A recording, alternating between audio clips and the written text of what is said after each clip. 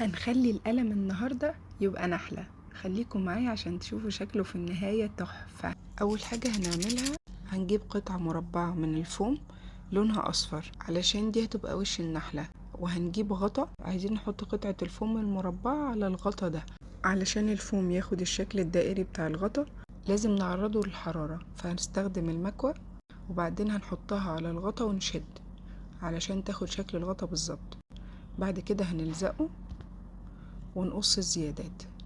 وبعدين جبت خرز صغير علشان يدي صوت للقلم، فهحط شوية خرز صغير عشان يشخلل كده.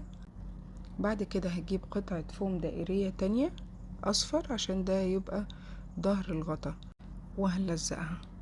بعد كده هنقطع قطعة مستطيلة طويلة هنلزقها داير ما يدور على الغطا بالشكل ده علشان نتأكد ان هو لازق كويس وهيدي شكل برضو. ركزوا معايا عشان اللمسات الصغيرة هي اللي هتفرق. بعد كده هنقطع مستطيل أصفر بالشكل ده وهنلفه على القلم ونلزقه بحيث نقدر نشيله ونحطه، وده اللي هنلزق فيه الغطا ده بالشكل اللي احنا شايفينه ده.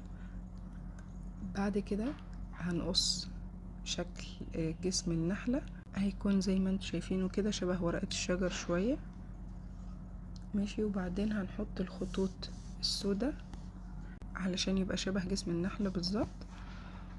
بعد كده هنعمل ايدين بسيطة خالص للنحلة بالشكل ده، هنرسمها على فوم اسود ونقطعها والاتنين يبقوا شبه بعض وهنلزقهم.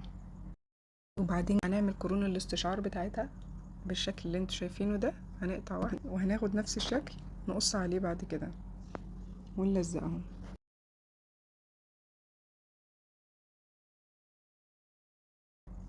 بعد كده باقي جناحات النحلة هنرسم على الفوم شكلها وبعدين هنقطعها ونلزقها في ظهر الغطا. نفس قطعة تاني هنقطعها ونلزقهم في بعض عشان يبقى شكل القلم من ورا حلو. هنعمل بعض اللمسات البسيطة في القلم نفسه عشان يبقى شكله حلو قوي. انا جبت هنا الورق الذهبي ده. الورق الذهبي ده بيبقى موجود في طبق الحلويات، انا الحقيقة استخدمته وبيتباع برضو. اخدته من طبق الحلويات وبحطه في ظهره دبل فيس بحيث نقصه بالشكل اللي احنا عايزينه ونلزقه على طول على القلم او في اي استخدام اخر. وبعدين قصيت كذا واحدة ولزقتهم.